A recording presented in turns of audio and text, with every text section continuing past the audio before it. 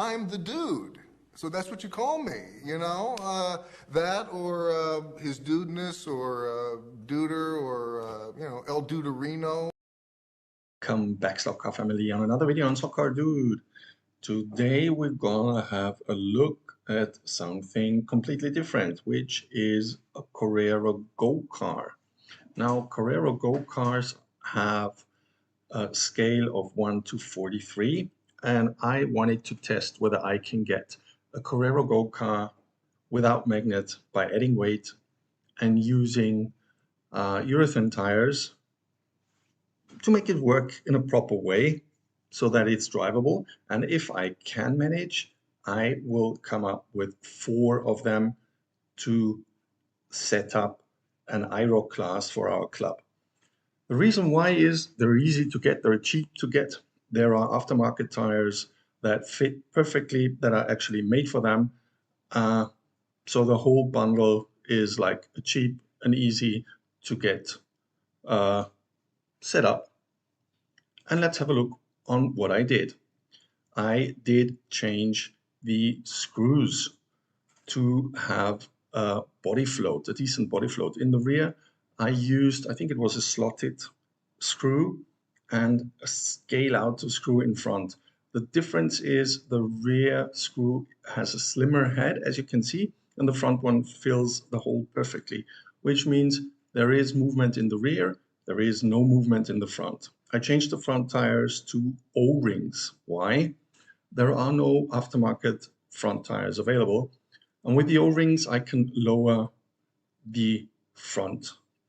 Of course, I changed to urethane tires, aftermarket urethane tires, specifically made for Carrera Go cars and specifically made for the GT3 cars.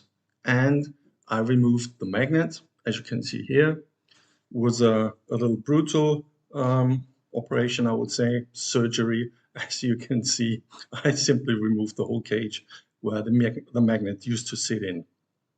Those are the things I did right away, and I just wanted to see how this car turns out on track. But let's have a closer look on the inside before we go to the track.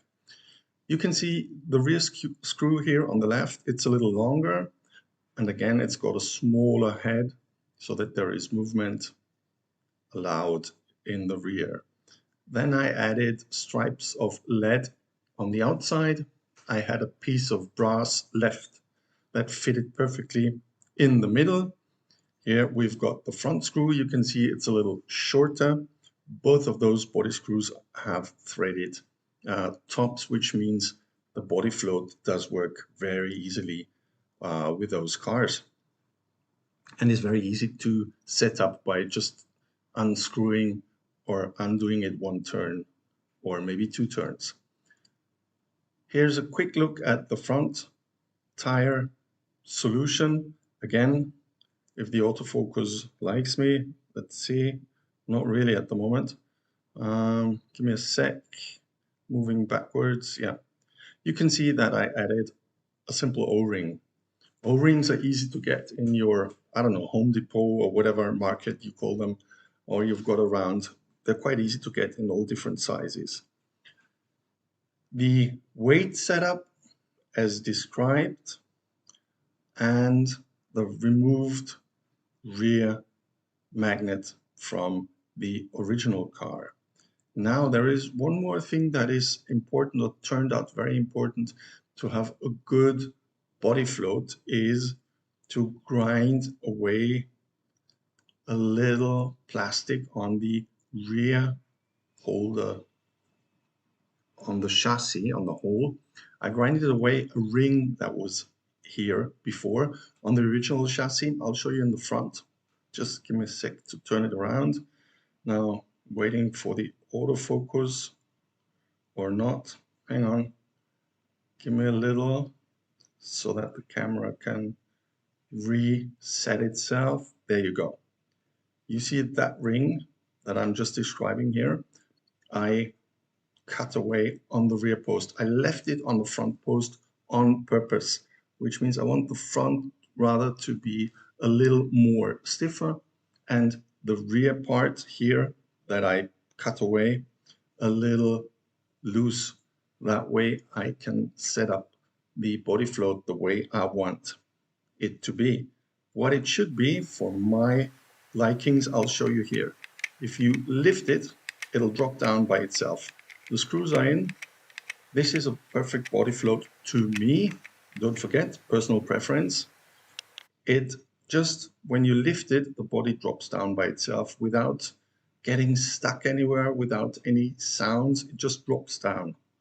You lift it and it drops down, and not just once, several times, and with different ways of lifting it, meaning sometimes a little more to the left, sometimes a little more to the right. That's how I test and try the body float. By the way, the same thing applies for 32 cars, meaning the body float should be exactly the same way, and also for 24 cars, meaning lift the body, let go, it'll drop into the perfect neutral position by itself. That's the way I want my body float to be set up. Exactly. Now, as always, test bench, test track. And as we can see, for plastic rims and just little threaded, little true tires, this one's looks really good. So we took it to the track, our club track. Here you can see it already on track. And it was just a blast to drive, I have to admit. Easy to drive, easy to predict. The cornering was good. There was enough grip, not too much, just enough to make it run through the corners well, and to predict when it's sliding or power sliding with the tail. And of course, with D-slot as well, as you could see. Now, one of my colleagues did the driving here. I just did the filming. And they were all really satisfied and really happy with it and didn't think that it would turn out that well. So again, aftermarket urethane tires do a really good job on that. And it was really fun to drive. So the next thing is for me to look for 3 more Carrera Go's that do fit to this one. And yes, you can deslot a 43 car as well. Well, Slotcar family, this was a quick review on my setting up of the Carrera Go, the 1 to 43 scale. Again, I want to come up with an IRO class to have something to play with when we're at the club. Hope you liked it. Don't forget to press that like button. Press that subscribe button if you want to get informed if I issue new videos. Like, share, leave comments. And of course, as always with Slotcar, don't forget, there is more to come.